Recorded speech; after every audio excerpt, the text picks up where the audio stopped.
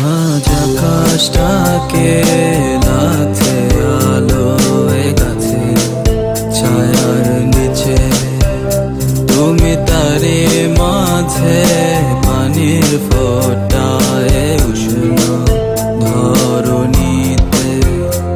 আজ কারণে মন খারাপ থাকো তুমি করে, তবু এক হাসিতে একটু কথায় আবার হাসবে জানি। তুমি হাসছো কবু কাঁদছো কবু, ভয় করি না তাকে।